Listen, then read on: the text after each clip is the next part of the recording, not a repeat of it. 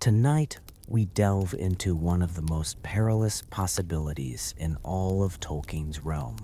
A possibility so terrifying that even Gandalf, the wise, toiled tirelessly to avert it. Most envisioned Smaug and Sauron as separate threats.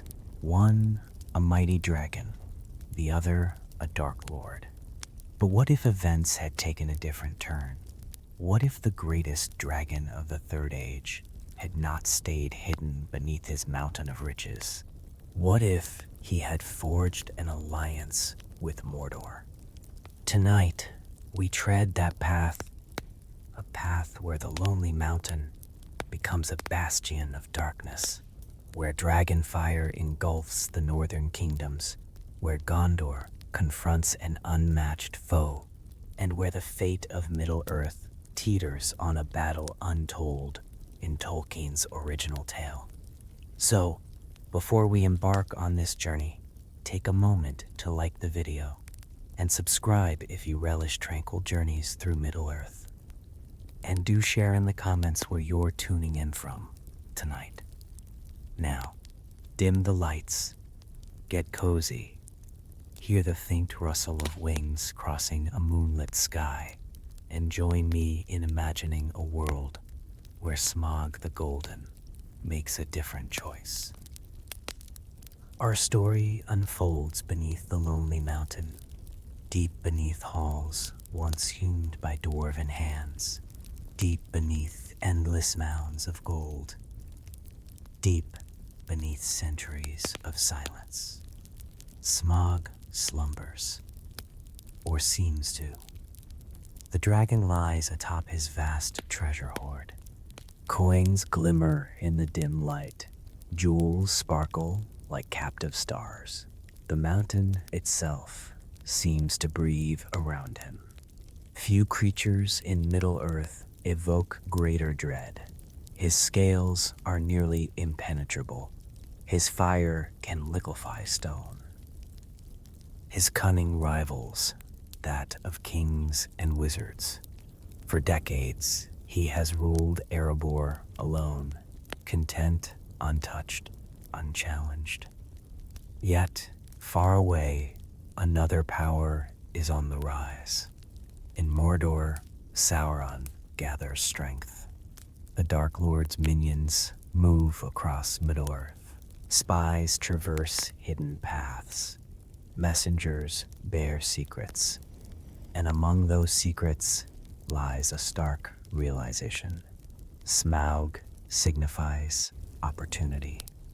One can imagine dark councils convening within Barad-dûr, maps unfurled across tables, reports arriving from distant lands. The North remains a formidable conquest. Too many free peoples, too many steadfast kingdoms, too many foes capable of defiance.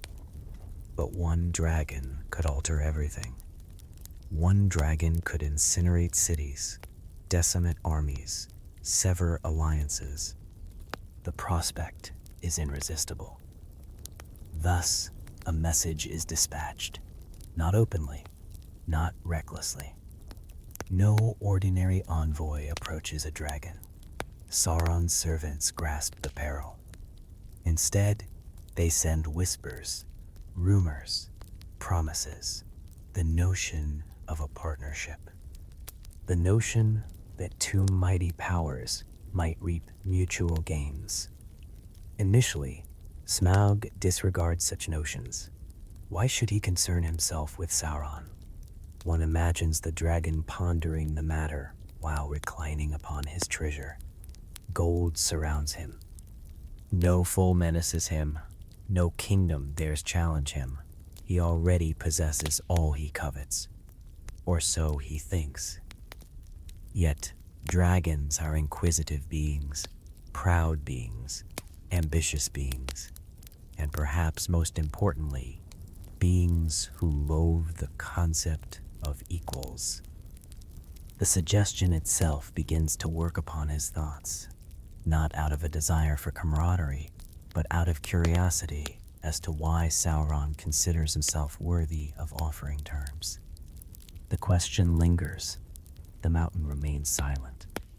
The treasure gleams, and somewhere within the shadows beneath Erebor, the first seed of a dreadful alliance is sown. The idea should have failed, at least at first glance, for if there was one creature in Middle-earth who seemed unlikely to serve another master, it was Smaug. The dragon was proud beyond measure, proud of his strength, proud of his cunning, proud of the mountain he had stolen and the treasure he had claimed. The traveler imagines him stretched across endless rivers of gold, deep beneath Erebor, coins shifting softly beneath his scales, jewels sparkling like distant stars. The silence of the mountain broken only by the slow rhythm of his breathing. Why would such a creature ally himself with anyone? Why would the Lord of the Lonely Mountain concern himself with the ambitions of Mordor? The answer lies in something dragons understand very well. Not greed, not power. Dominance. Smaug did not merely enjoy possessing treasure. He enjoyed possessing what others desired. The gold mattered, but the victory mattered more. The knowledge that kingdoms feared him mattered more. The certainty that no one could challenge him mattered most of all. And this is where Sauron proves clever. The Dark Lord does not offer commands. He offers opportunity. The traveler imagines the subtle messages continuing. Years of rumors carried through spies and wandering servants. Fragments of information reaching Erebor. News of armies growing in the east. News of kingdoms weakening in the west. News that the world beyond the mountain is changing. At first, Smaug listens with amusement. The affairs of lesser creatures rarely interest dragons. Men rise and fall, kingdoms appear and disappear, gold remains, dragons remain. Or so he tells himself. Yet the reports continue, and gradually a new possibility begins forming in his mind. What if Erebor is not enough? The traveler notices something important. Dragons are rarely content forever. A treasure that seems limitless eventually becomes familiar. A kingdom that once felt enormous eventually feels small. Pride constantly seeks new heights, new victories, new confirmations of superiority. Smaug has ruled the Lonely Mountain for decades. No one challenges him. No one surprises him. No one truly interests him. The mountain has become safe, and safety can become boring. The idea arrives quietly, a thought more than a plan. If Sauron conquers Middle-earth, who benefits most? The answer seems obvious. Smaug. Entire kingdoms would fall. Entire treasuries would become available. Entire civilizations would kneel. The dragon begins imagining possibilities. The gold of Gondor. The wealth of distant cities. The treasures hidden within ancient fortresses. Why remain king of one mountain when he might become master of the north itself? The traveler can almost see the trap forming. Not Sauron's trap, Smaug's own. Because pride has a peculiar habit. It convinces powerful individuals that they are using others, when in reality they are being used themselves. The dragon never imagines serving Mordor. Never. That possibility would offend him. Instead, he imagines partnership, mutual benefit, two great powers reshaping the world, one ruling from the south, one ruling from the north. The idea appeals to him enormously. The traveler imagines a cold winter evening beneath the lonely mountain. The halls silent, the treasure gleaming, the dragon awake and thinking. Outside, snow falls across the northern wilderness. Inside, history changes, because on this night, Smaug finally reaches a conclusion. Not that Sauron is his equal, certainly not that Sauron is his superior, but that cooperation might prove useful, and usefulness is enough. The decision is made. Not publicly, not dramatically. No ceremony marks the moment. No oath is sworn. Only a shift in intention, a willingness to communicate, a willingness to listen, a willingness to explore the possibility of alliance. The traveler feels the significance immediately, because Tolkien's original history depended upon isolation. Smaug remained separate. Sauron remained separate. Their threats never fully combined. Remove that separation, and everything changes. Everything. The lonely mountain no longer stands apart from the great struggles of the age. It becomes part of them, a piece on the board, a fortress linked to Mordor. The implications spread outward like ripples across water. The men of Dale, the elves of the woodland realm, the dwarves scattered across the north, all remain unaware. They continue their lives, trade continues, roads remain open, the world appears unchanged. Yet beneath Erebor, an agreement has begun taking shape. And far away in Mordor, Sauron is pleased, very pleased, because he understands something Smaug does not. The dragon believes he is gaining an ally. Sauron believes he is gaining a weapon. The distinction will matter later. For now, the alliance grows stronger. Messengers travel hidden roads. Information begins flowing between north and south. Plans begin forming. And while the free peoples of Middle-earth sleep peacefully beneath their roofs and walls, two of the greatest dangers in the world quietly turn toward one another. Shadow and fire. Dark Lord and dragon. Mordor and Erebor. Separately, each threatens the balance of Middle-earth. Together, they may become unstoppable. And the first to discover that terrible truth will not be kings or generals. It will be Gandalf, because among all the wise, he alone has feared this possibility for years. And soon, his worst fears will begin coming true. At first, nothing changes. That is how the most dangerous events often begin.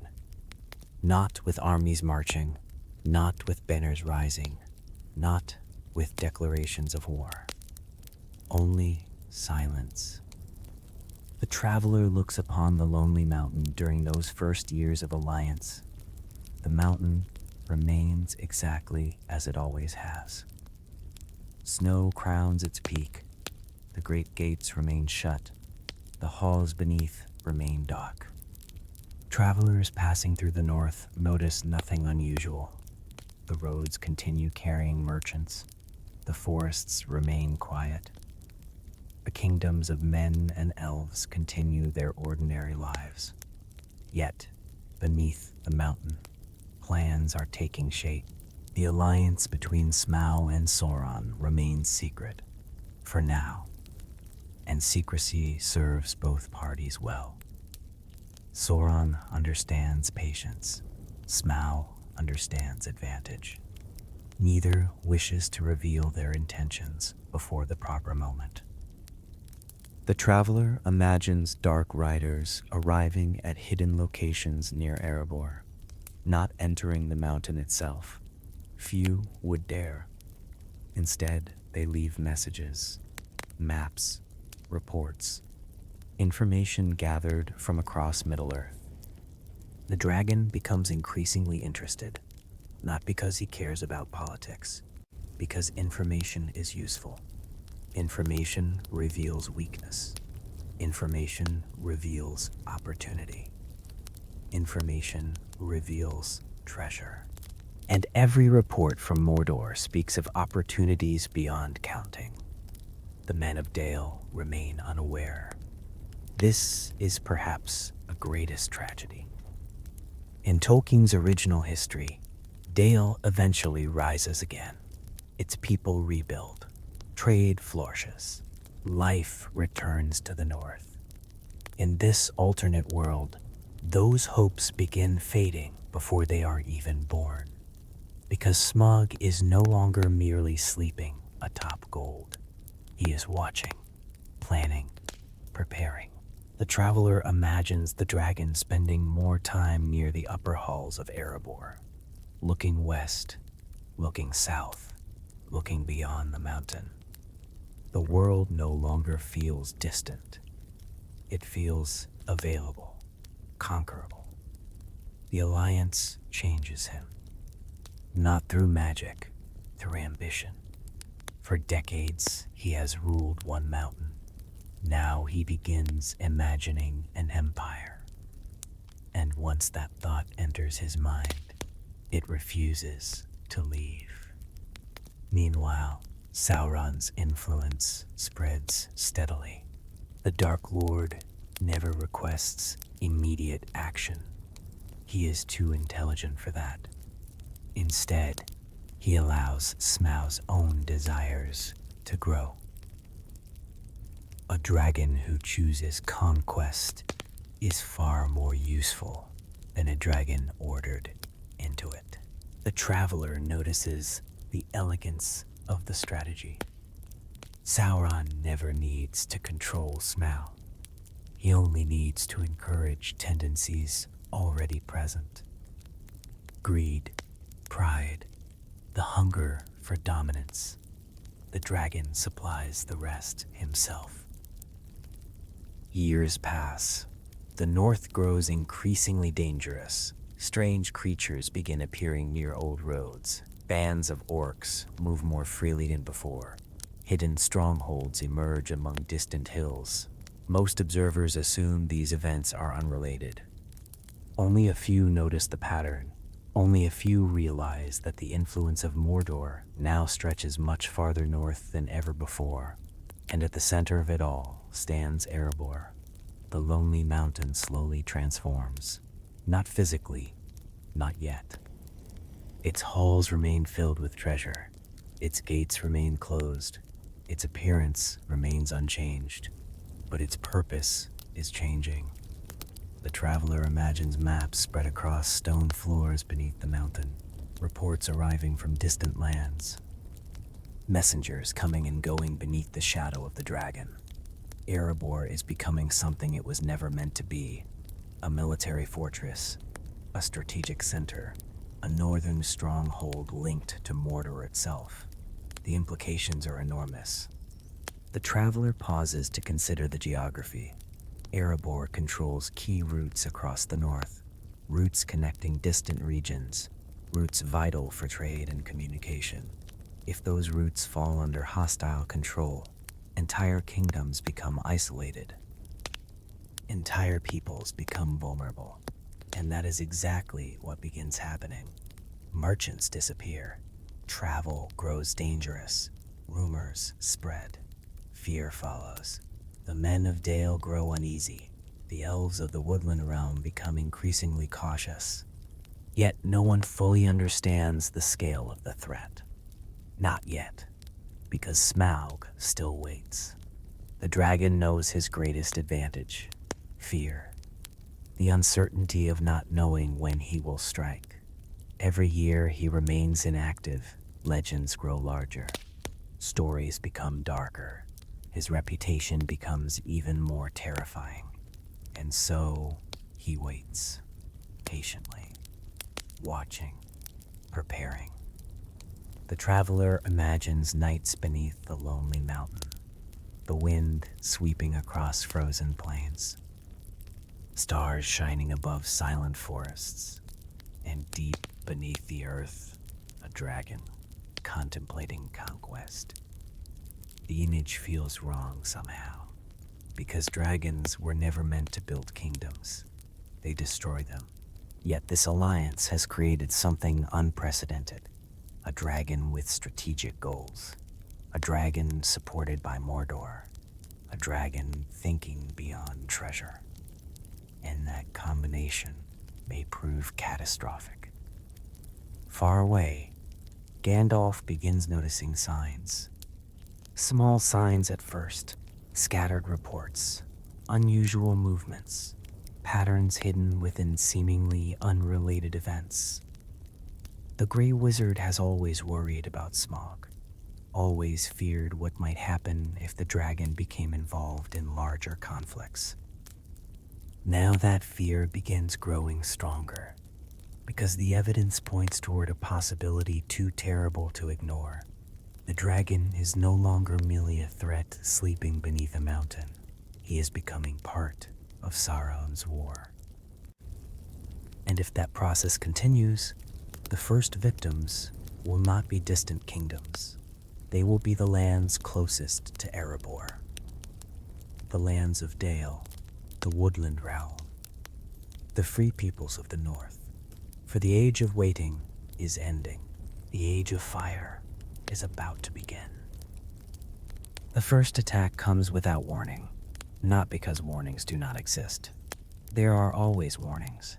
Strange reports, missing travelers, smoke seen upon distant horizons, uneasy feelings shared by those who know the wild lands best. But warnings often seem unimportant until the moment they become reality. And on a cold autumn morning, reality arrives from the sky. The traveler imagines the people of Dale beginning their day as they always do. Market stalls opening, merchants arranging goods, children running through narrow streets, the sounds of ordinary life echoing beneath the shadow of the lonely mountain. For years, many have dared to hope. Hope that Smaug has become inactive. Hope that the dragon prefers isolation. Hope that time itself might somehow solve the problem. Then the sky darkens. At first, only briefly. A passing shadow, a movement overhead, the sort of thing easily dismissed, until people look up and see wings, enormous wings. The dragon is awake, and this time he is not acting from anger. Not reacting to thieves, not defending his treasure. This attack is planned. The traveler feels the difference immediately. Smaug descends upon Dale with terrifying precision. The city has no chance. No walls capable of stopping him. No weapons capable of harming him. Only panic, only fire. The dragon sweeps across rooftops. Flames erupt everywhere.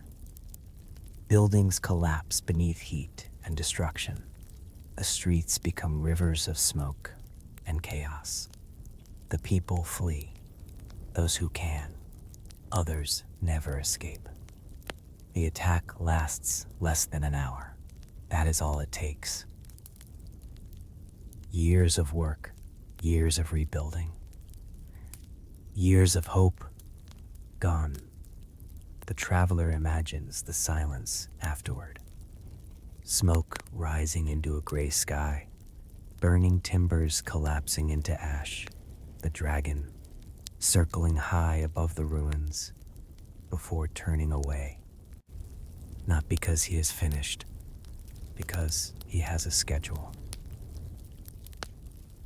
A plan. The alliance with Sauron has transformed even his warfare. The attack is not random. It serves a purpose, terror, Demonstration. A message. No kingdom in the north is safe. No fortress is beyond reach. No army can protect its people. The message spreads quickly, far faster than any messenger, because smoke can be seen for miles, and fear travels even farther. The traveler follows the rumors as they race across Middle-earth. Dale has fallen. Smaug has returned. The dragon flies openly. The north is at war. Everywhere, people react. Some refuse to believe it. Others immediately understand the danger. Among the elves of the woodland realm, concern becomes alarm. King Frandul has always respected the threat posed by Smaug. Now that threat has become impossible to ignore. The great forest suddenly feels much smaller.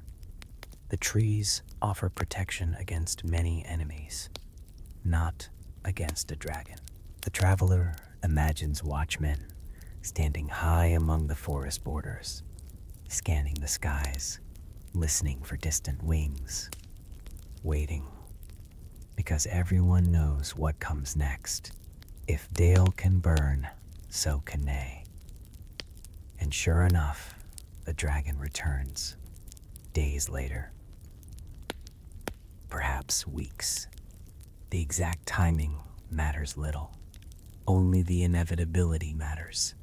The shadow appears once more, crossing rivers, crossing hills, crossing forests, toward the woodland realm, toward one of the last great elven strongholds in the north.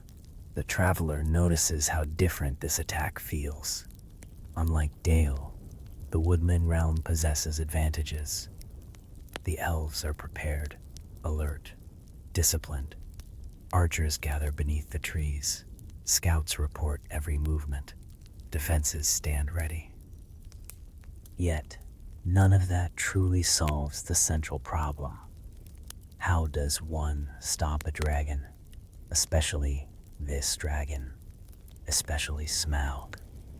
The answer, unfortunately, is that most people cannot. The attack begins at dusk. The setting sun turns the forest gold.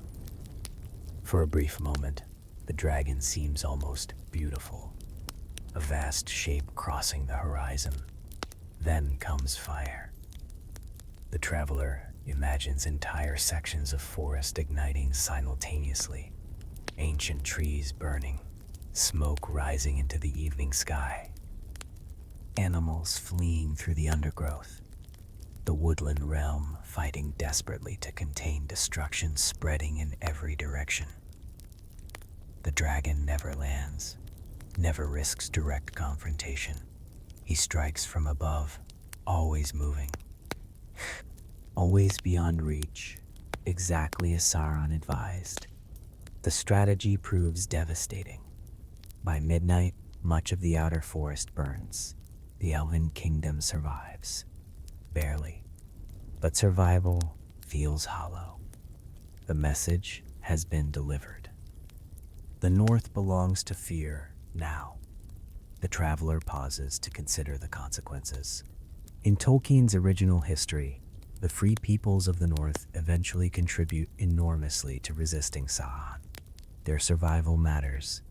Their strength matters. Here, everything changes. Dale lies in ruins. The woodland realm bleeds resources. Trade collapses. Refugees scatter across the wilderness. And all the while, Smaug grows stronger, more confident, more ambitious.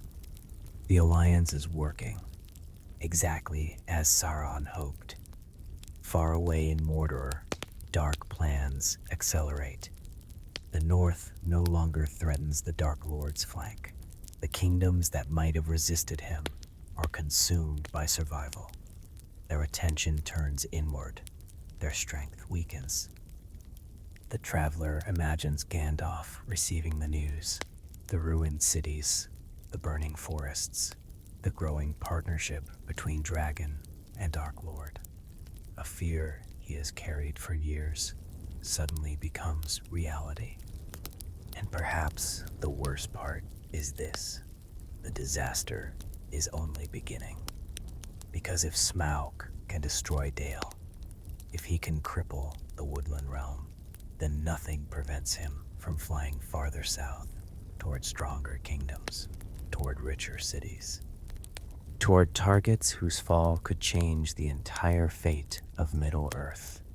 And among all those targets, one shines brightest in the imagination of both Dragon and Dark Lord: the White City, Minas Tirith. For while the North burns, the true war is only now beginning. The news arrives in fragments: a burned village here, a ruined trade road there, refugees carrying stories too terrible to believe, messengers riding day and night through dangerous lands. At first, no one sees the full picture. The attacks are scattered across hundreds of miles. Entire regions vanish into silence before word of their fate reaches the outside world. The traveler imagines riders arriving in Rivendell, exhausted from the road, their horses spent, their faces pale, each carrying another piece of the same nightmare. Dale has fallen. The northern roads are unsafe. The woodland realm is fighting fires that stretch for miles. Orcs are moving openly near the eastern borders. The old balance of the north is collapsing. One report alone would be alarming. Together, they become something far worse: a pattern. And few people in Middle-earth understand patterns better than Gandalf. The Grey Wizard listens, patiently, carefully. The traveler can imagine him standing beside a table covered with maps. The familiar lands of the north spread before him. Small markers indicating attacks, destroyed settlements, missing caravans, enemy sightings. At first glance, the reports seem chaotic, random. Then the pattern emerges. Every event strengthens Mordor. Every attack weakens potential allies. Every disaster serves Sauron's long-term goals. The conclusion becomes unavoidable. Smaug is no longer acting alone. The realization sends a chill through everyone present. Because a rogue dragon is dangerous, an organized dragon is catastrophic. The traveler imagines the gathering that follows, not a great council of hundreds, a smaller meeting, the wise, the leaders who understand what is truly happening. Rivendell provides the setting. Its waterfalls still sing, its gardens remain beautiful. Yet the atmosphere has changed. The peace of the valley feels fragile now, threatened. Elrond studies the reports. His expression grows increasingly grim. The destruction spreading across the north is not merely military. It is strategic. Roads are severed, alliances disrupted, kingdoms isolated. The enemy is reshaping the map itself. The traveler notices something important. No one in the room underestimates Smaug, not anymore. Years earlier, some might have viewed him as a local threat, a danger confined to Erebor. Those illusions are gone. The dragon has become a force capable of influencing the fate of entire regions. And worst still, he can move faster than any army. A kingdom can prepare for invasion. A city can strengthen its walls. What defense exists against an enemy arriving from the sky? The answer, unfortunately, is very little. Gandalf remains silent for a long time. The traveler imagines him staring at the map, seeing connections invisible to others. Because unlike most people, Gandalf has feared this exact scenario for years. Long before the attacks, long before the alliance became reality, he understood the danger. In Tolkien's original history, One of Gandalf's greatest concerns was that Sauron might eventually use Smaug. That concern helped inspire the quest of Erebor itself. Now, in this alternate world, the fear has come true, and the results are even worse than he imagined. The traveler can almost hear the silence in the room, the kind of silence that follows bad news, the kind of silence that follows the realization that events are moving beyond anyone's control. Outside, Rivendell remains peaceful. Inside, history is changing. Because another conclusion is beginning to form. A darker conclusion. The North cannot stop Smaug, not alone. Perhaps not at all. The dragon's attacks have already demonstrated that. Every victory belongs to him. Every battle strengthens his reputation. Every city that burns makes the next city easier to terrify. Fear becomes a weapon, perhaps his greatest weapon. The traveler imagines refugees speaking of the dragon in frightened whispers. Children growing silent when his name is mentioned. Entire communities abandoning homes because they believe resistance is hopeless. And in many cases, they are right.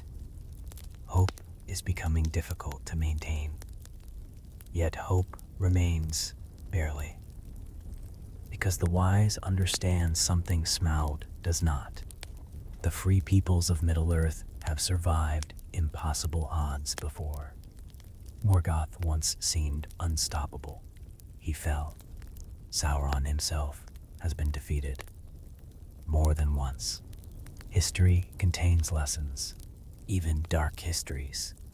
The challenge lies in surviving long enough to apply them. The meeting continues late into the evening. Plans are discussed, possibilities examined. Yet, every conversation returns to the same obstacle. Smaug. The dragon dominates every strategy, every map, every concern. And gradually, a painful truth emerges. The war against Sauron may need to begin earlier than expected. Much earlier. Because waiting only strengthens the alliance. Every month grants Mordor more time. Every season grants Smaug more opportunities. The traveler noses Gandalf's expression. Not fear, not exactly. Something worse. Recognition. The recognition that the future he hoped to avoid has arrived. And if it continues unfolding unchecked, even Gondor may not survive what comes next. For while the North burns and Rivendell debates strategy, Smaug's ambitions continue growing. The dragon has tasted conquest. He enjoys it. The treasures of Dale were pleasing. The destruction of the woodland realm was satisfying. But now his thoughts turn south, toward richer lands, toward greater prizes, toward a city whose white walls shine like a jewel beneath the sun, a city whose vaults contain wealth beyond imagination, a city whose fall would shake the world. Minas Tirith. And when Gandalf finally realizes where the dragon is likely headed, he understands one terrible fact. The worst is still ahead. The meeting in Rivendell stretches long into the night. Candles burn low, maps cover tables, messengers come and go.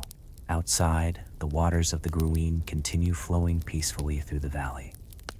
Yet inside the council chambers, peace feels very far away. The traveler imagines Gandalf standing beside a tall window overlooking the darkness. The stars shine above the hidden valley. For a moment, the scene resembles countless evenings from the past. Quiet, beautiful, timeless. But appearances deceive. The world beyond Rivendell is changing faster than at any point in centuries. and Gandalf knows it. More importantly, he understands why. The destruction of Dale is tragic. The burning of the woodland realm is terrible. Yet neither represents the true danger. The true danger lies elsewhere, in cooperation. The traveler notices that throughout the history of Middle-earth, evil often fails because of division. Orcs quarrel, dark lords compete, monsters serve only themselves. Their ambitions clash, their alliances break. The free peoples survive partly because their enemies rarely work together effectively. This time is different. Sauron and Smaug complement one another perfectly. The Dark Lord possesses strategy. The dragon possesses overwhelming force. One provides vision, the other provides destruction. Together, they create something unprecedented. A threat capable of striking anywhere. The realization settles heavily upon the council. The traveler imagines Elrond studying reports from Gondor. Trade routes disrupted, northern refugees moving south, rumors spreading faster than facts. Every development weakens resistance. Every development benefits Mordor. The pattern is becoming impossible to ignore. And at the center of it all flies a dragon. Not a servant, not a slave, a willing ally. That distinction troubles Gandalf deeply, because Smaug cannot be intimidated, cannot be bribed, cannot be reasoned with. His motivations are entirely his own. The dragon chooses this path willingly, which means he cannot easily be turned from it. The traveler can almost hear Gandalf's thoughts. For decades, he worried about this exact possibility. He feared that if Smaug remained beneath the lonely mountain long enough, Sauron would eventually find a way to exploit him. Many considered the concern excessive. After all, dragons are notoriously difficult to control. Now that assumption has proven dangerously wrong. Sauron never controlled Smaug. He simply pointed him toward a common enemy, and that was enough. The candles continue burning.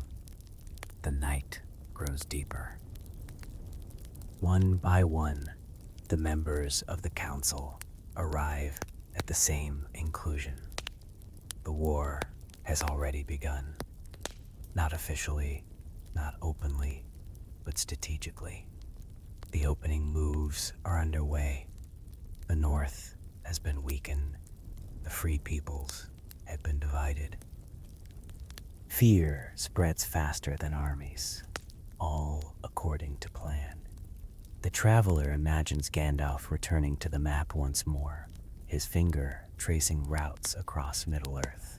The old roads, the rivers, the mountain passes, the major cities. And finally, Minas Tirith. The White City stands like a beacon upon the map. Strong, proud, defiant, the greatest fortress of men still standing. If Gondor falls, everything changes. Everyone understands that. And unfortunately, Minas Tirith possesses exactly the thing dragons love most: wealth, population, fame. A victory there would echo across the entire world. The traveler feels the dread settling over the room, because once the possibility is spoken aloud, no one can dismiss it. Smaug will not remain in the north forever. Dragons grow restless. Conquerors seek greater challenges. Sooner or later, he will fly south. The only question is when.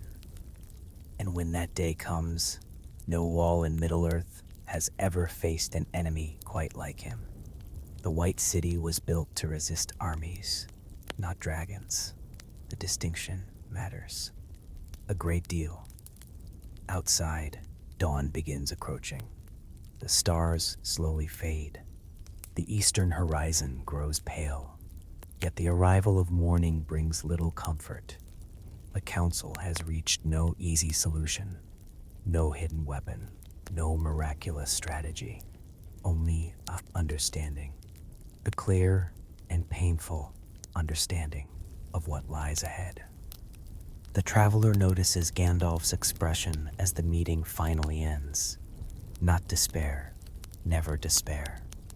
Gandalf has faced darkness too many times for that. Something else. Determination. The sort born from recognizing danger clearly. The sort that refuses to surrender even when victory seems unlikely. Because if Middle-earth has any chance at all, action must begin immediately. New alliances, new plans, new risks. The old approach is no longer sufficient. The world has changed, and so must those who hope to save it. Far away, hundreds of miles from Rivendell, Smaug rests upon a newly expanded treasure hoard. The spoils of conquered lands glitter beneath him. The dragon sleeps contentedly, satisfied, victorious. Yet even now, his thoughts drift toward larger prizes, toward richer cities, toward greater glory, toward the shining towers of Gondor. The traveler imagines his massive wings unfolding in the darkness, the scales gleaming like molten gold, fires glowing faintly within his throat. The north was merely the beginning. The true conquest lies ahead, and somewhere beyond distant mountains, beyond rivers and plains, the White City waits, unaware that a storm is coming, a storm of fire, a storm with wings, a storm capable of changing the fate of Middle-earth forever. For the next chapter of this alternate history belongs not to Rivendell, not to Mordor, not even to Erebor. It belongs to Gondor, and to the day dragonfire appears above Minas Tirith. Let us leave Rivendell behind. The councils have ended. The warnings have been spoken. The wise understand the danger, yet understanding a storm is not the same as stopping one. And far to the south, beyond mountains, rivers, and endless leagues of open land, Gondor continues preparing for a war it does not yet fully comprehend. The White City stands proud beneath the sun. Minas Tirith. 7 levels of stone rising from the mountainside, the greatest fortress of men, a city that has endured sieges, invasions, plagues, and centuries of hardship. The traveler imagines its daily rhythms. Merchants moving through the lower circles, soldiers training upon the walls, children running through narrow streets, the white tower gleaming high above everything else. To those living there, the city feels eternal, protected, strong, almost invulnerable. And against ordinary enemies, perhaps it is. But Smaug is not an ordinary enemy. The traveler notices something Gondor has never truly faced. Armies had always approached from the ground. Orcs, Haradrim, Easterlings. Countless foes have marched toward the city throughout its history. Its walls were built for such threats, its gates designed for such wars. No architect planned for a dragon. No engineer designed defenses against fire descending from the sky. The distinction becomes painfully important. News from the north arrives slowly. Refugees, messengers, rumors. Many in Gondor dismiss them. The stories sound exaggerated. Cities destroyed in hours. Forests burning for days. Entire regions living in fear of a single creature. Surely the reports are inflated. Surely reality cannot be that bad. The traveler wishes they were right, but reality is worse. Much worse. Far to the north, Smaug grows restless. The treasures of Dale no longer impress him. The ruins of conquered lands no longer satisfy him. Like all conquerors, he has begun measuring success against larger victories. And there is no larger prize than Gondor, the richest kingdom of men. The most famous city in Middle-earth, the greatest symbol of resistance to Sauron.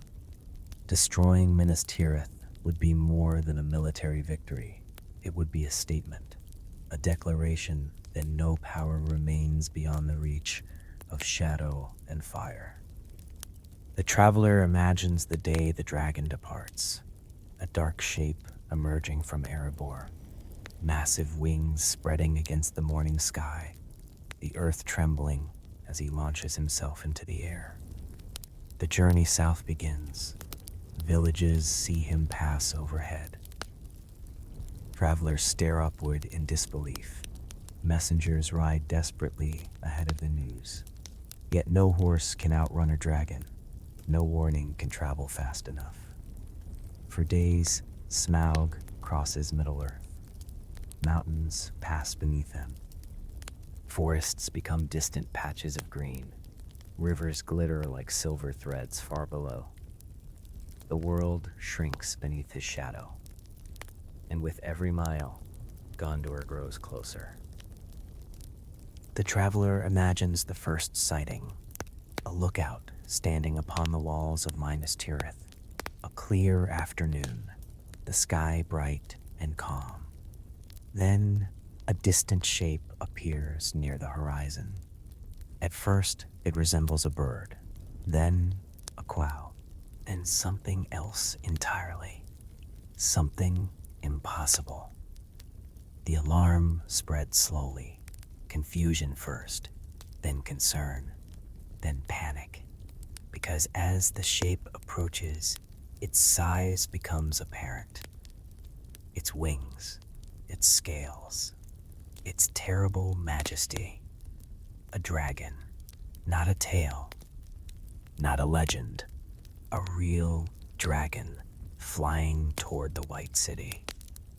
The traveler can almost hear the bells ringing, the cries echoing through the streets. Soldiers rushing to defensive positions, citizens staring upward in disbelief. No one has prepared for this. How could they? The walls remain strong, the gates remain closed. The army stands ready, yet every defender understands the same truth. The enemy is not coming through the gate. The enemy is above the gate, above the walls, above everything. Smaug circles the city once, slowly, deliberately, studying it, admiring it perhaps. The White City truly is magnificent. Its towers gleam beneath the sunlight, its banners flutter proudly in the wind. Its stonework reflects centuries of craftsmanship. For a brief moment, the traveler imagines even the dragon feeling impressed. Then, he attacks.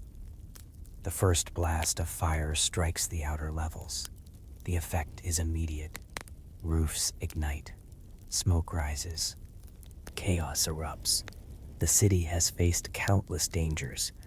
Nothing like this. The dragon sweeps overhead again and again. Flames spread through districts never intended to burn. The defenders fire arrows. Hundreds of arrows. Thousands.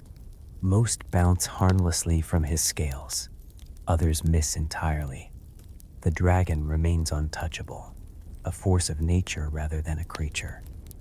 The traveler feels the helplessness spreading through the city. Walls are useless, numbers are useless. Courage remains, but courage alone cannot extinguish dragonfire. The attack continues throughout the day. The White City begins changing before their eyes. Not falling, not yet, but suffering, bleeding. For the first time in centuries, Minas Tirith discovers an enemy it does not know how to fight. And, far away in Mordor, Sauron watches with satisfaction. Because this was never merely about destruction, it was about fear. If Gondor can burn, every kingdom can burn. If Minas Tirith can suffer, nowhere is safe. The message spreads across Middle-earth faster than any army ever could. The White City is under attack. The dragon has come south. And the Age of Fire has reached Gondor. Yet, as terrible as this day becomes, an even darker realization waits ahead. Because Smaug is not merely raiding. He is testing, learning, measuring the strength of Gondor, preparing for something larger. And if no one finds a way to stop him, the next attack may not end with the city merely wounded. It may end with Minas Tirith reduced to ash. The first attack lasts only a few hours, yet its consequences linger for weeks. Smoke hangs above the White City long after Smaug disappears beyond the horizon. Entire districts remain blackened. Scaffolding rises beside damaged buildings. Citizens move through streets still carrying the scent of ash. The traveler imagines the silence that follows. Not complete silence, the silence of shock. The silence that settles over a city when reality changes faster than anyone can process. For generations, Minas Tirith represented security, strength, endurance. Now that certainty has been shattered. The dragon reached the city, the dragon struck the city, and the dragon left whenever he pleased. No wall stopped him, no army challenged him, no weapon harmed him. The realization spreads through Gondor like a second fire. Fear. The traveler notices that Sauron understands fear better than almost anyone. Armies destroy bodies. Fear destroys confidence. And confidence is often far more difficult to rebuild. The White City remains standing, yet something invisible has been damaged. The belief that Gondor can protect itself. The belief that its ancient strength remains sufficient. The belief that history will unfold as it always has. Those beliefs now lie in ruins alongside burned rooftops. Messengers ride constantly, south, north, west. Every possible ally receives the same request. Information, advice, hope, anything. The traveler imagines Gandalf arriving in the city shortly after the attack. The damage confirms everything he feared. Perhaps even more. The burned stone, the frightened citizens, the exhausted defenders. None of it surprises him. What surprises him is how quickly Smaug adapted. The attack was not random, not reckless. It was intelligent, measured. The dragon targeted supplies, infrastructure, strategic locations, not merely treasures. The implication is terrifying. Smaug is learning warfare. The traveler can almost see Gandalf standing upon the walls overlooking the Pelennor fields, his eyes following the distant horizon, calculating possibilities. Because one truth has become unavoidable. If Smaug returns repeatedly, Minas Tirith cannot survive forever. Not even Minas Tirith. Stone eventually cracks. Food eventually runs short. People eventually lose hope. And unlike ordinary sieges, a dragon can attack whenever he chooses. The city can never truly rest. The city can never truly recover. The city can never truly prepare. Days pass, then weeks. The White City rebuilds as best it can. The traveler imagines craftsmen replacing roofs, soldiers maintaining watch around the clock, children looking nervously toward the sky whenever shadows pass overhead. Life continues, because life must continue. Yet, every person understands the same thing. The dragon will return. It is only a matter of time. And sure enough, the shadow eventually appears again. This time, there is no confusion, no uncertainty.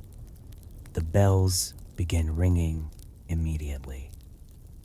The city reacts instantly. Everyone knows what is happening. Everyone knows what is coming. The traveler imagines the terror of that moment, looking upward and seeing the same golden scales, the same enormous wings, the same living catastrophe descending from the clouds. This second attack proves worse, far worse, because Smaug now understands the city's defenses. He knows where supplies are stored. He knows where resistance is strongest. He knows where damage will hurt most. The dragon circles above Minas Tirith like a predator, studying prey. And then the fire begins again. The traveler watches the city endure another day of destruction. Warehouses burn, defensive positions collapse, entire neighborhoods vanish beneath smoke. The defenders fight bravely, yet bravery changes little. Arrows continue bouncing harmlessly away. Ballistae struggle to track an enemy moving through the sky. Every solution feels inadequate. Every plan feels temporary. For the first time in its long history, Gondor confronts the possibility that strength alone may not save it. The realization reaches Denethor. It reaches the captains. It reaches every commander responsible for the city's defense. A new strategy is required. A completely new strategy. Because this is no longer merely a war against Mordor. It is a war against a dragon. And dragons do not follow the rules of ordinary warfare. The traveler notices the irony. For centuries, the great powers of Middle-earth prepared for armies. The greatest threat arise with wings instead. Night eventually falls. The attack ends.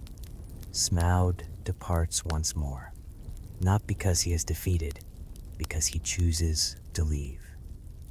That fact troubles everyone most of all. The dragon controls the rhythm of the war. The dragon chooses when battles begin. The dragon chooses when they end. No kingdom can tolerate such a situation indefinitely. Something must change. Someone must act. The traveler imagines Gandalf meeting privately with the leaders of Gondor after the second attack. Maps spread across tables, candles burning low, the atmosphere grim. No one speaks of defense anymore. Defense has failed. The conversation turns towards something far more dangerous. A hunt, not a battle, not a siege. A hunt. Because if Smaug remains alive, Middle-earth may lose this war before the ring is ever destroyed.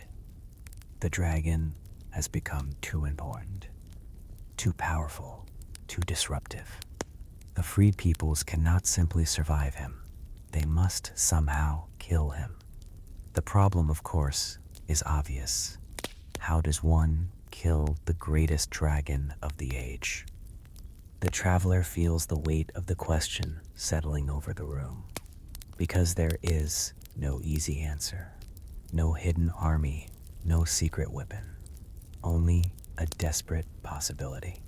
Somewhere in Middle-earth, heroes must attempt what entire kingdoms cannot. They must find Smaug, face Smaug, and somehow bring down a creature that seems almost invincible. The task sounds impossible, which is precisely why it falls to the sort of people who specialize in impossible tasks. Far away, the dragon sleeps upon an ever-growing mountain of treasure. Victorious, confident, certain that no one can threaten him. And perhaps, for the first time since this alternate history began, that certainty may prove dangerous. Because while Smaug prepares for his next conquest, Aragorn, Gandalf, and the greatest warriors of the Free Peoples are beginning to prepare for something else. The hunt, the last desperate gamble, the mission that may determine whether Middle-earth survives at all. Let us leave the burning city behind. The smoke still rises above Minas Tirith. The wounded are still being tended. The broken walls are still being repaired. Yet for the first time since Smaug entered the war, the leaders of Middle-earth are no longer asking how to survive him. They are asking how to kill him. The distinction changes everything. For months, every strategy has focused on defense. Protect the cities, protect the roads, protect the people. Every plan has failed. Not completely, but enough. The traveler notices a painful truth emerging across the Free Peoples. No kingdom can endure endless dragon attacks. No city can rebuild forever. Eventually, someone must confront the source of the problem. Eventually, someone must hunt the dragon. The task seems impossible, which is precisely why Gandalf volunteers. The Grey Wizard understands something others do not. History is filled with impossible victories. The Balrog of Moria seemed unstoppable. He fell. Sauron himself has been defeated before. The Witch King was once thought invincible. Yet Glorfindel foresaw his doom. Middle-earth survives because impossible things occasionally happen.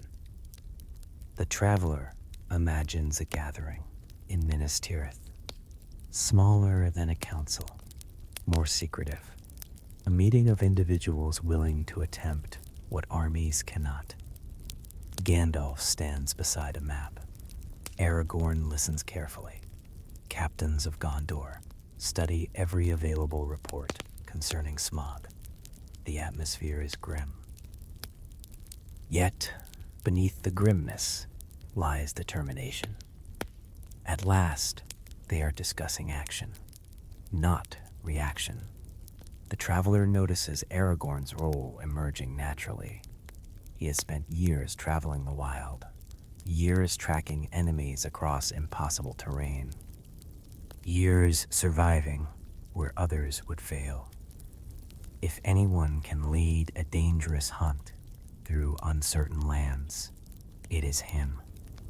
The future king does not volunteer out of recklessness. He understands the stakes. If Smaug survives, Gondor may fall. If Gondor falls, the war may already be lost. Simple, brutal, inescapable. The traveler imagines the maps spread before them. Routes through Rohan, routes through Wilderland, possible locations where the dragon rests between attacks, possible weaknesses, possible opportunities. Most of the plans look hopeless, because dragons are not merely difficult to kill, they are difficult to find, especially one that now commands vast territories. The enemy understands this. Far away in Mordor, Sauron has also recognized the danger. The Dark Lord may view Smaug as an ally, but he is not foolish. He understands that every powerful ally becomes a target, and so additional protections appear. Orcs guard important routes. Spies monitor movement across the north. The alliance grows tighter, more organized, more dangerous. The traveler feels the challenge increasing with every passing day. This is no longer a hunt for a dragon. It is a hunt through enemy-controlled territory. A hunt conducted beneath the eyes of Mordor itself. Yet the mission proceeds, because there is no alternative. The traveler imagines Aragorn departing Minas Tirith beneath a gray morning sky. A small company rides with him, not an army. An army would only attract attention. This requires speed, stealth, patience, the qualities Aragorn understands best. Gandalf accompanies the mission for part of the journey, not because he expects to fight Smaug directly, because his knowledge may prove essential. No one alive has spent more time studying the dragon. No one understands the threat more clearly. Together they ride north, across lands already scarred by war. The traveler sees the evidence everywhere. Abandoned villages, burned farms, roads fallen silent. The shadow of the dragon lingers long after the dragon itself has moved on. Every ruin strengthens their resolve. Every refugee confirms the importance of the mission. The days stretch into weeks. Reports arrive sporadically. A sighting here, a rumor there. The dragon never remains still for long, always moving, always hunting, always searching for new opportunities to spread destruction. The traveler notices something fascinating. The hunters gradually begin thinking like their prey. Where would Smaug fly? Where would he rest?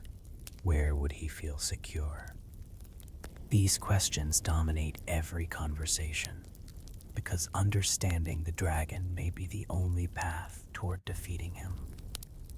And slowly, a pattern emerges, a troubling pattern. Smaug continues returning north between major attacks. Not all the way to Erebor, not anymore. The dragon has established new layers, temporary strongholds hidden among mountains and wilderness, places difficult to reach, places easy to defend, places chosen with surprising intelligence. Again, evidence of Sauron's influence. The traveler imagines Aragorn studying one particular report, a remote mountain region, several disappearances, strange lights seen at night, animals fleeing the area. The clues are vague. Yet together they suggest something important, a possible resting place, a possible opportunity. The hunt finally has direction. For the first time in months, hope appears. Fragile hope, dangerous hope, but hope nonetheless. The company changes course.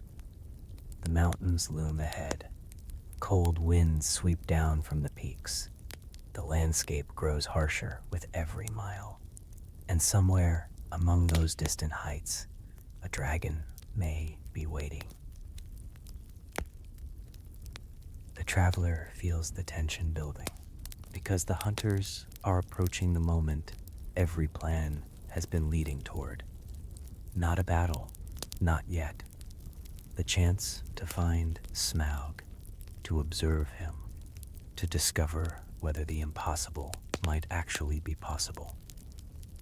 Far above them, hidden beyond clouds and stone, the dragon remains unaware. He sleeps upon treasure stolen from a dozen kingdoms, certain of his own invincibility, certain that fear protects him better than any armor, certain that no one would dare seek him out. For years, that certainty has served him well. Soon, it may become his greatest weakness. because the hunt is ending, and the final battle of this alternate history is drawing near. The mountains rise before them like a wall, cold, silent, ancient. Their peaks disappear into drifting clouds, while narrow valleys twist through the stone below. Somewhere among those heights sleeps the most dangerous creature in Middle-earth. And for the first time since this war began, someone is coming for him.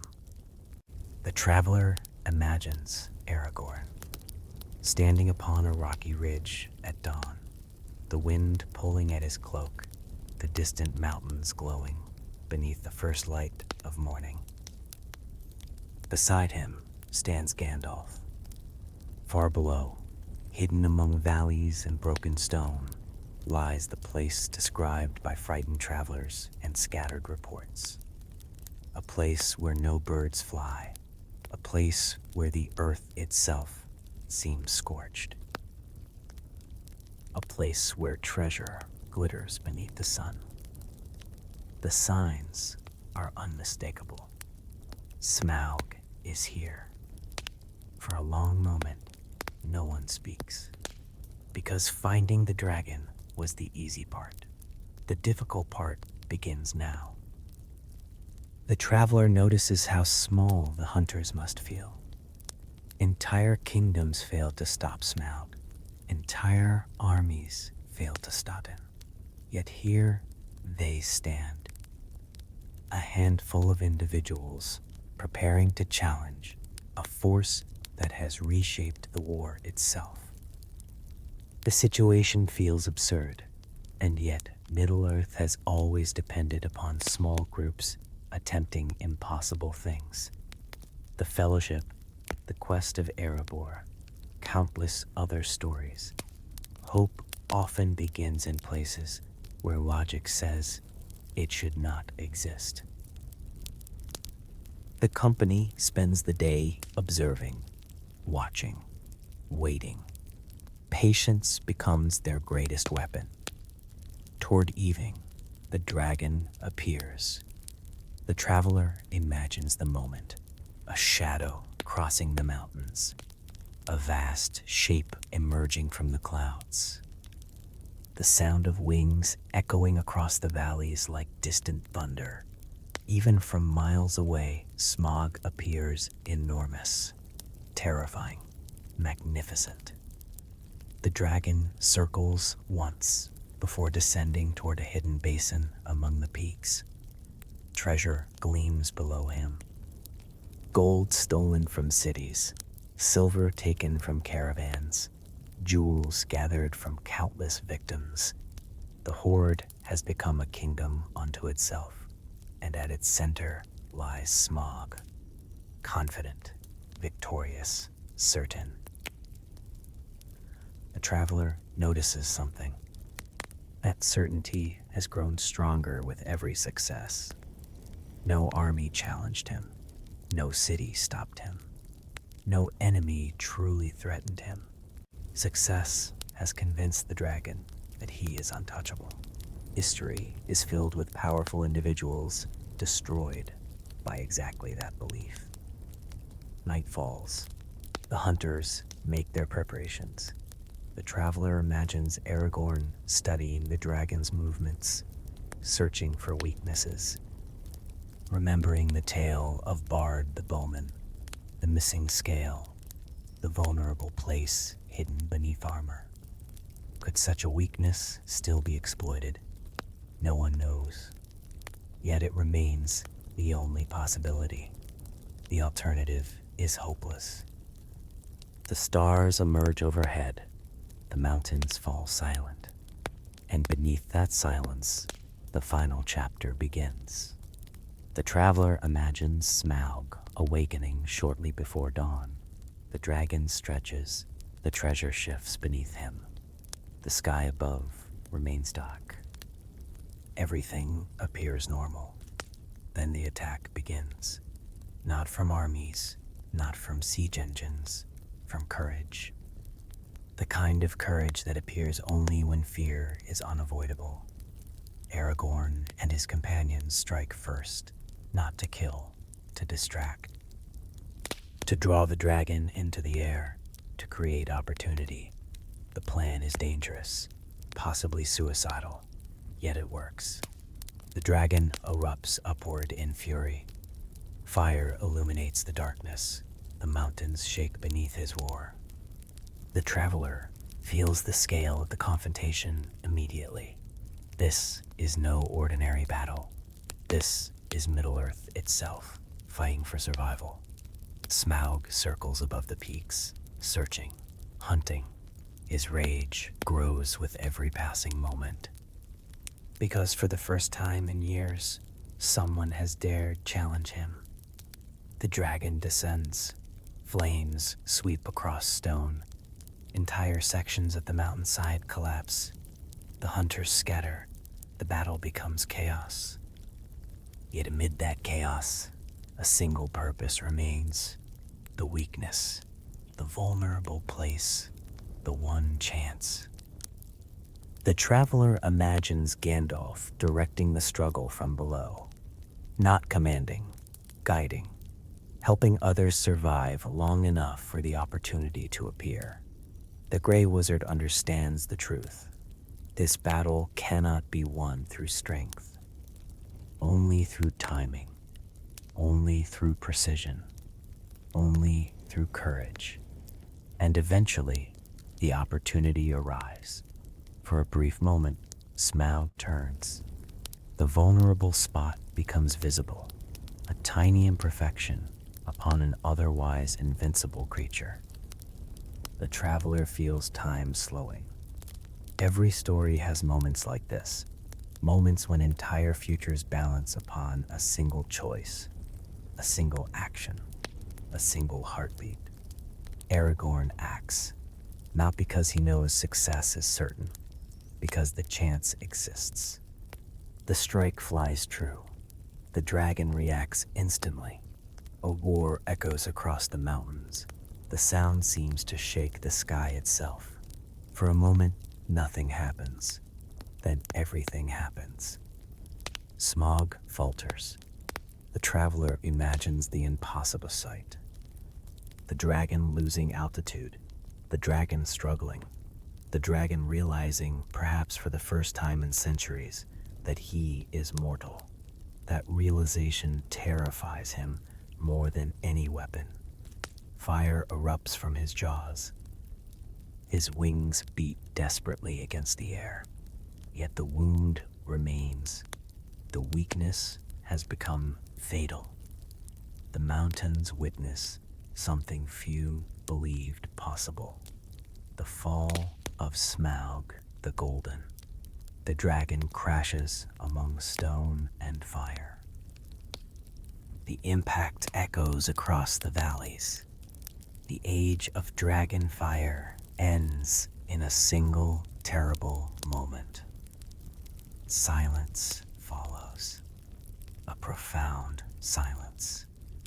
The traveler imagines the survivors, standing motionless, exhausted, wounded, unable to fully comprehend what has happened. The dragon is dead. The impossible has occurred. The greatest weapon of Mordor has fallen. Far away, the consequences spread instantly. The alliance between shadow and fire collapses. The fear gripping Middle-earth begins to weaken. Hope returns. Not complete hope. The war against Sauron still remains. Mordor still stands. Darkness still threatens the world. But something important has changed. The enemy is no longer invincible. The traveler looks back across this alternate history. The alliance beneath Erebor, the burning of Dale, the destruction of the woodland realm, the attacks upon Gondor, the terror that spread across Middle-earth. All of it begin with one decision. One dragon choosing ambition over isolation. And all of it ends here, upon a lonely mountain, far from kingdoms, far from armies, where a handful of determined individuals prove an old truth once again, that no darkness lasts forever, that no tyrant remains undefeated forever, that no creature, no matter how powerful, stands beyond the reach of courage. The mountains remain. The stars continue shining overhead. And somewhere far away, the first light of dawn begins touching the world. A world that survived. A world forever changed. But a world still free. The